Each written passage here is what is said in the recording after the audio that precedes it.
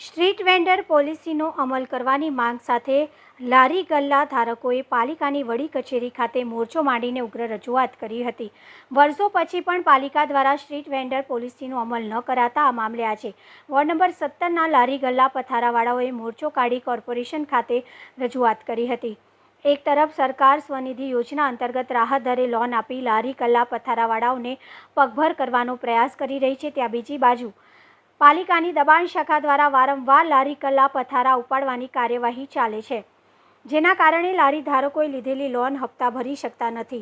આ મામલે આજે વોર્ડ નંબર 17ના લારી ગલ્લા પથારાવાળાઓએ મોરચા રૂપે પાલિકાની મુખ્ય કચેરીએ પહોંચ્યા હતા અને તેમને પાલિકા શક્ય તેટલું ઝડપથી સ્ટ્રીટ વેન્ડર પોલિસીનો અમલ કરે અને પોલિસી અમલ થઈ રહી નથી, તેના કારણે વારંવાર અમારા લારી ગલ્લા પથારા ઉપાડી લેવામાં આવે છે, જેથી અમારા વ્યવસાયને નુકસાન થઈ રહ્યું છે। તે કાર્યવાહી બંધ કરવાની માંગ કરી છે।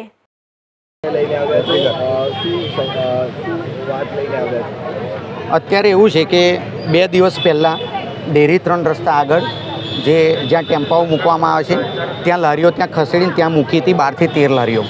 એ 12 થી 13 લારીઓને અસામાજિક તત્વો હોય કે કોઈપણ વ્યક્તિઓ હોય એને ત્યાં તોડી નાખી છે અને ત્યાંથી ચોરી થઈ છે। કોઈના 1000-1200 રૂપિયા ગયા છે, કોઈના ગેસના બોટલ ગયા છે, એની અરજી મકરપુરા આપી છે। કાલે પણ અમે મીડિયાના માધ્યમથી કીધું હતું કે કમિશનર સાહેબ એક વસ્તુ કંઈક કરે અને આ લોકોને અહીંયા ધંધો કરવા દે।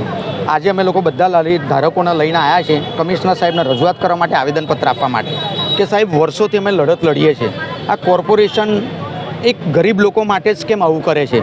એ આવેદનપત્ર એટલા માટે અમે લોકો આપીએ છીએ કે ભાઈ તમે 2014નો સ્ટ્રીટ વેન્ડરનો રૂલ્સ હજુ લાગુ નહીં કર્યો, તમે હરેક વ્યક્તિઓ સાથે હજારો રૂપિયા, 2000, 3000, 4000 રૂપિયા એને વસૂલી કરો છો। અત્યાર સુધી તમે ગણતરી કરો તો કરોડો રૂપિયાની આવક આ જ લારી ધારકોએ તમને કરી આપી છે, એમના માટે ઝીરો છો તમે કશું કર્યું નથી। મોટા મોટા વેપારીઓ, મોટી મોટી હોટલો, મોટા ઘરો નેતાઓના દેખાતા નથી, આ ગરીબની હાઈ લે છે।